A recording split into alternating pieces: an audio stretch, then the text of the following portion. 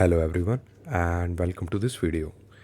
In this video, we are going to discuss about arrow functions, that how arrow functions work and इसके syntax के बारे में पढ़ेंगे and how it differs from the regular functions and what are the differences between these two functions. ठीक है, हम इस चीज़ के बारे में पढ़ेंगे इस वीडियो के अंदर. So let's get started. So पहला पॉइंट है कि why should we use the arrow function instead of regular function. सो हम एरो फंक्शंस को क्यों यूज़ करें. बेसिकली एरो फंक्शंस को हम यूज़ करें ताकि हमारा कोड थोड़ा कंसाइज हो सके. कंसाइज इन द सेंस कि थोड़ा छोटा हो सके. ठीक है, फॉर एग्ज़ाम्पल एक फंक्शन है ऐड करने का. ठीक है, सो लिख के बता देता हूँ मैं. ए और बी इसके दो पैरामीटर हैं और तुम इस तरीके से रिटर्न कर रहे हो इसके सम को, और इस फंक्शन को कहीं कॉल करके इसके रिजल्ट को तुमने लॉग करा दिया. ठीक है, instead of writing this regular function you can write arrow function. ठीक है, लेट कॉन्स्ट कुछ यूज़ कर लो. बट एरो फंक्शन का जो सिंटेक्स है ना, जो एरो जो फंक्शन है उसको तुम किसी वेरिएबल के अंदर ही इनिशियलाइज करोगे. उसको तुम अलग से ऐसे फंक्शन नहीं लिख सकते जैसे रेगुलर फंक्शन के केस में तुमने कर दिया. उसको तुम्हें वेरिएबल के अंदर ही इनिशियलाइज करना पड़ेगा. सो इसका सिंटेक्स क्या है. बेसिकली जितने भी आर्ग्यूमेंट है, फॉर एग्जांपल 2 नंबर का अगर हमें सम करना है तो 2 आर्ग्यूमेंट ए बी ले लिया. ठीक है, और ये इस तरीके से एरो डालोगे ब्रैकेट में रिटर्न ए प्लस बी. ठीक है, सो ए बी सेम काम करेगा जब इस फंक्शन को तुम कॉल करोगे.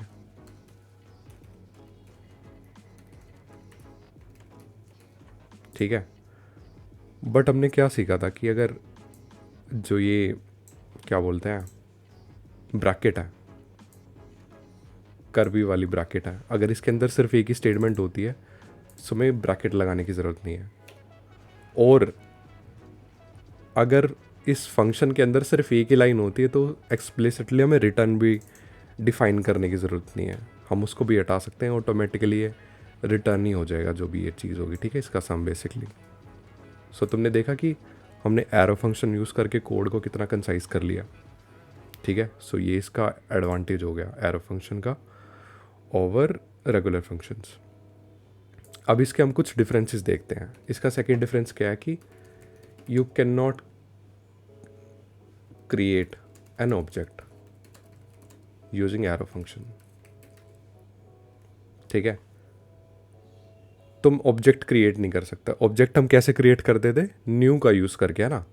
जैसे फॉर एग्जांपल हमने एरे के केस में देखा था कि डिक्लेरेशन के टाइम पे कि तुम कंस्ट्रक्टर फंक्शन के अंदर तुम पैरामीटर पास करते थे. ठीक है, और बेसिकली इसके अंदर वर्किंग होती थी और ये एरे को इस तरीके से इनिशियलाइज करके दे देता था हमें. ठीक है, ये चीज़ हम इसके अंदर पता है क्या हो रहा होगा. एरे नाम का जो कंस्ट्रक्टर फंक्शन है इसके अंदर रेगुलर फंक्शन यूज़ हो रहा होगा. उसके अंदर कंस्ट्रक्टर के अंदर ये चीज़ें, ये आर्ग्यूमेंट जितने भी ये पास हो रहे होंगे. ठीक है, तो ये रेगुलर फंक्शन के यूसेज से हुआ है, ना कि इसमें एरो फंक्शन यूज़ हुआ है. ठीक है, इसका एग्जांपल एक और देख लेते हैं. फॉर एग्जांपल तुमने क्लास नाम का फंक्शन बनाया. पहले देख लेते हैं हमें करना क्या है. हमें बेसिकली न्यू कीवर्ड यूज़ करके एक ऑब्जेक्ट बनाना चाह रहे हैं हम. ठीक है, ठीक है जी. तो उसके अंदर कंस्ट्रक्टर फंक्शन यूज़ करना पड़ेगा, तभी तो ये ऐड के अंदर के जितने आर्ग्यूमेंट है इसको पता लगेगा कि हाँ मेरे अंदर ये 2 आर्ग्यूमेंट है और इसका सम मेरे को रिटर्न करना है. ठीक है, ए भी ले लेते हैं यार.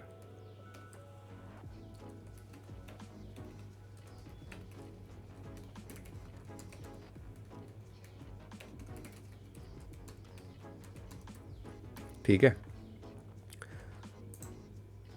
अब अगर इसके इंस्टेंस से बेसिकली ये क्या होगा कि तुमने तो ये कंस्ट्रक्टर फंक्शन के अंदर ये पैरामीटर दे दिया. अब तुम फॉर एग्जांपल इसका सम रिटर्न करोगे तो एक अलग से फंक्शन बना लो और ये this dot A plus this dot भी रिटर्न कर दो और इसको तुम लॉक करोगे. इस इंस्टेंस के थ्रू तुम इस ऐड फंक्शन को कॉल कर सकते हो. ठीक है, तुमने कॉल कर दिया, सेम रिजल्ट. अगर इस कंस्ट्रक्टर जो ये कंस्ट्रक्टर फंक्शन, अभी ये रेगुलर फंक्शन की तरह हमने सिंटेक्स लिखा है इसका कि फंक्शन फंक्शन कीवर्ड का यूज़ हम क्लास के अंदर नहीं करते, ऑल्दो क्लास का एक सेपरेट वीडियो में बनाऊंगा आगे चल के।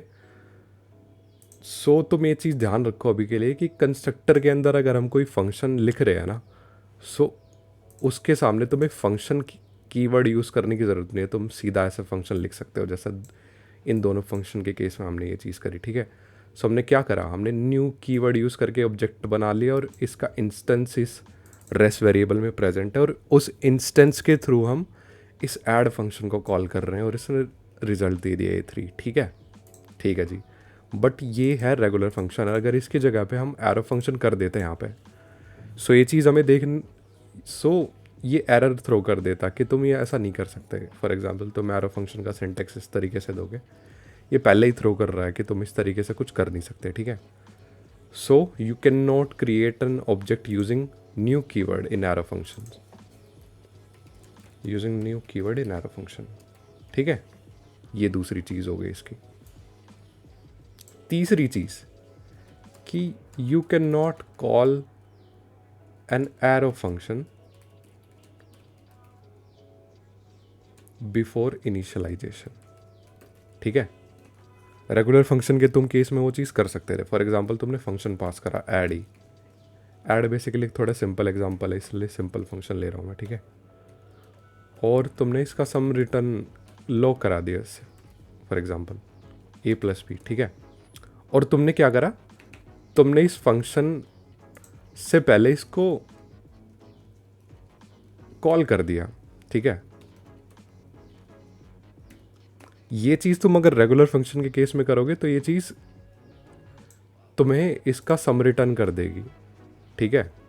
अब इसने क्या कर दिया भाई, सॉरी ए भी कह रहा हूं,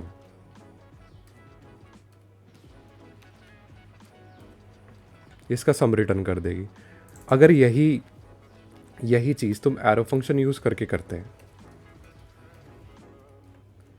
सो ये एरर थ्रो कर देगा। क्यों? क्योंकि एरो फंक्शन के केस में हम क्या करते हैं कि जो एरो फंक्शन है ना उसको इनिशियलाइज करते हैं, उसको एक वेरिएबल के अंदर इनिशियलाइज करते हैं, और बेसिकली इनिशियलाइज करते हैं तो जो चीज़ इनिशियलाइज नहीं हुई उसको हम कॉल नहीं कर सकते पहले, ठीक है। सो इसलिए एरर दे रहा है।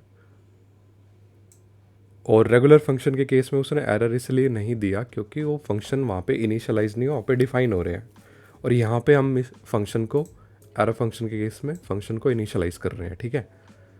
इसलिए यहाँ पे एरर थ्रो कर देगा ये कि you can not access add function before initialization, ठीक है। सो ये एक फ़र्क है कि तुम फंक्शन को एरर फंक्शन को कॉल नहीं कर सकते बिना इनिशियलाइजेशन से पहले, ठीक है।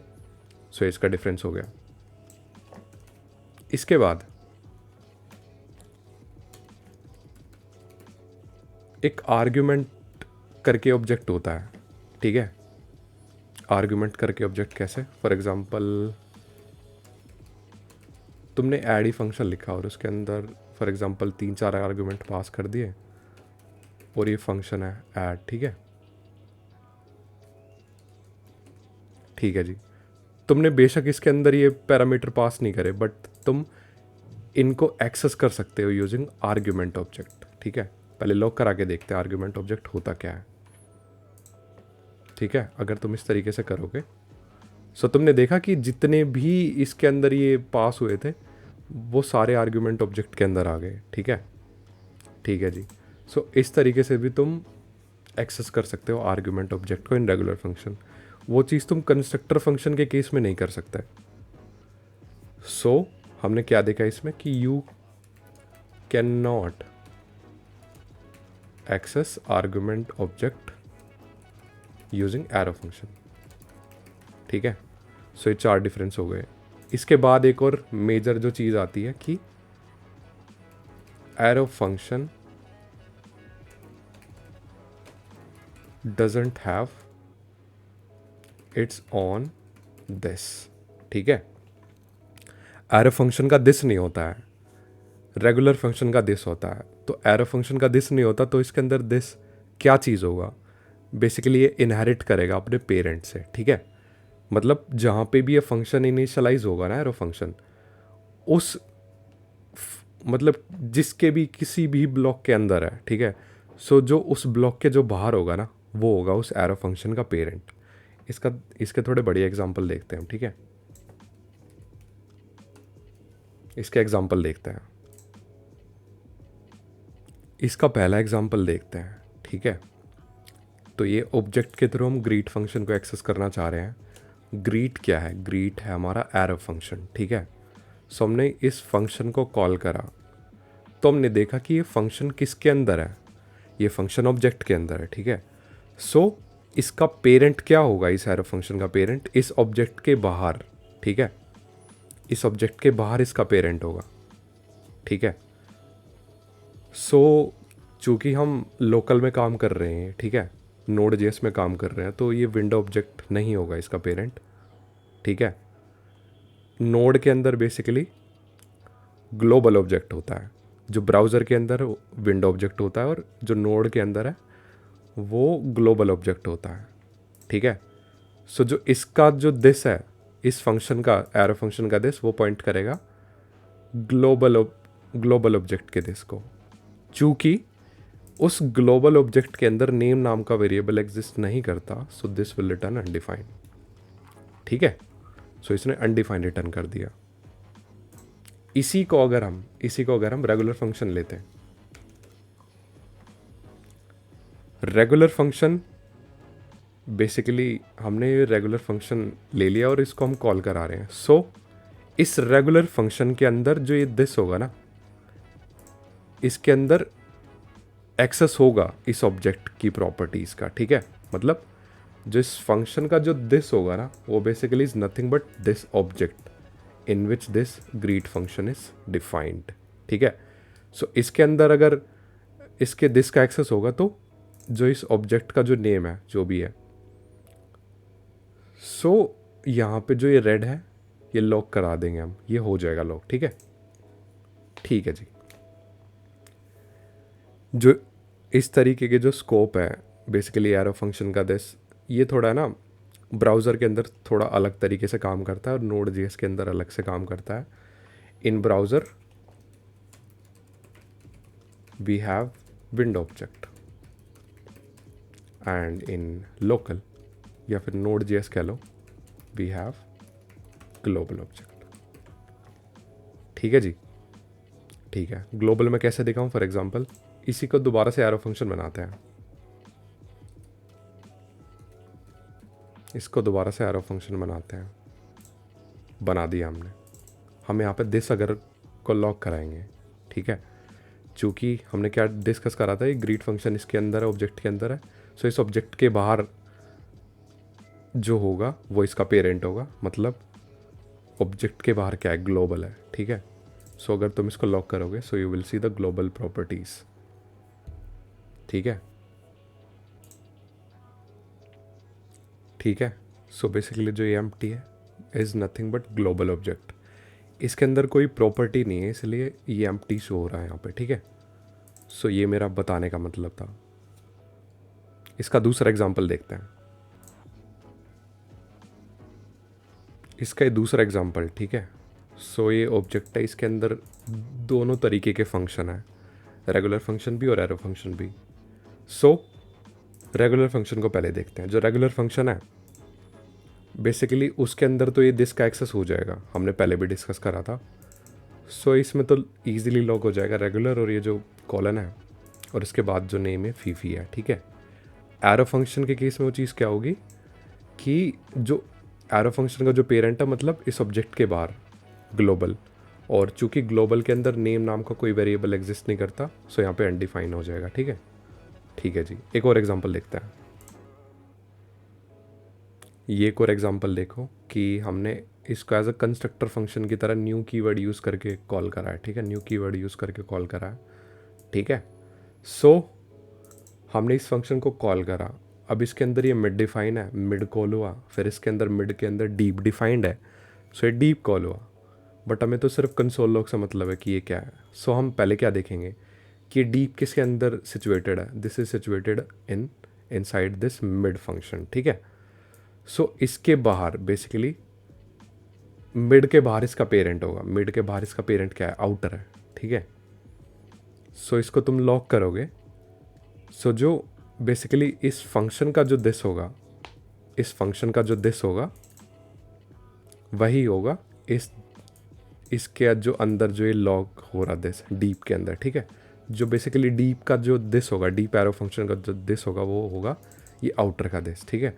और चूंकि हमने न्यू कीवर्ड से वो चीज़ ऑब्जेक्ट ये क्या बोलते हैं फंक्शन कॉल करा है, सो ये एम्प्टी आउटर ऑब्जेक्ट दे देगा, यहाँ पे लॉक करा देगा, ठीक है। अगर इसको हम रन करेंगे, ठीक है, सो इसने आउटर फंक्शन का एम्प्टी ऑब्जेक्ट रिटर्न करा दिया। इसका एक और एग्जांपल देखते हैं। सो एक और एग्जांपल है कि हमने न्यू कीवर्ड करके फंक्शन कॉल कराया, ठीक है, और उसके अंदर दिस के अंदर वैल में वैल्यू प्रेजेंट है। बेसिकली हम इसको देखेंगे सिर्फ कि हमें चाहिए क्या। हमें सिर्फ ये आउटपुट देखना है कि दिस डॉट वैल के अंदर होगा क्या। सो मैंने क्या बताया था कि जहाँ पे भी ये एरो फंक्शन डिफाइन होगा, जिसके अंदर जो भी चीज़ ये लॉक करानी है, उसका पेरेंट क्या है। बेसिकली ये किसके अंदर सिचुएटेड है, ये सिचुएटेड है inside this inner arrow function, ठीक है। सो इस इनर के बाहर बेसिकली इसका पेरेंट होगा, ठीक है। इस इनर के बाहर क्या है, ये आउटर फंक्शन है, ठीक है। सो जो डीप का जो दिस होगा, this will point towards this outer functions this, ठीक है। ये इनहेरिट कर लिया इसने यहाँ से। सो हमें इसके अंदर लॉक कराना दिस डॉट वेल, ठीक है। सो चूंकि इस डीप फंक्शन का दिस वो पॉइंट करेगा इस एरो फंक्शन की तरफ, सो इसके अंदर चूंकि वैल नाम का जो वेरिएबल है वो एग्जिस्ट करता है, so this will happily return 10। ये हैप्पीली 10 लॉक करा देगा यहाँ पे, ठीक है। सो बेसिकली एरो फंक्शन के केस में तुम ये चीज़ देखा करो कि उसका पेरेंट क्या है, ठीक है। बेसिकली वो जाता रहता है। फॉर एग्जांपल अगर उसको एक जगह से अगर यहाँ इस फंक्शन ये एरो फंक्शन होता है यहाँ पे, ठीक है, और ये भी किसी और फंक्शन के अंदर कंटेन्ड होता, सो ये इसके भी बाहर चला जाता। कब तक जाता, जब तक इसको दिस नहीं मिल जाता। एरो फंक्शन का यही है कि उनका खुद का दिस नहीं होता, वो इनहेरिट करते हैं उसके पेरेंट्स से, और फॉर दैट थिंग वो कितने भी लेवल डीप तक जा सकते हैं in the search of this, ठीक है। सो ये चीज़ देखा करो तुम एरो फंक्शन के केस में। सो हमने बहुत सारी चीज़ें पढ़ी कि कोड को कंसाइज करने के लिए हम एरो फंक्शन का यूज़ करते हैं, और न्यू कीवर्ड यूज़ करके तुम अगर ऑब्जेक्ट बनाते हो सो तुम नहीं कर सकते क्रिएट ऑब्जेक्ट, ठीक है। जैसे हमने क्लास का एग्जांपल देखा था। और इसके अलावा कि तुम एरो फंक्शन यूज़ करते हो तो तुम इनिशियलाइजेशन से पहले तुम उस फंक्शन को कॉल नहीं कर सकते, वो एरर थ्रो कर देगा। और एक आर्गुमेंट ऑब्जेक्ट देखा था कि आर्गुमेंट ऑब्जेक्ट से भी तुम कैसे एक्सेस कर सकते हो, वो चीज़ हम एरो फंक्शन के केस में नहीं कर सकते थे, ठीक है। और एक और चीज़ है कि एरो फंक्शन का खुद का दिस नहीं होता, वे नैरेट करते हैं थ्रू देयर पेरेंट्स, ठीक है। सो ये सारी चीज़ें हमने देखी। सो आई होप कि तुम्हें सारी चीज़ें समझ आई होगी। And yes, if you have any doubt, please let me know in the comment section. I'll be happy to answer all your question.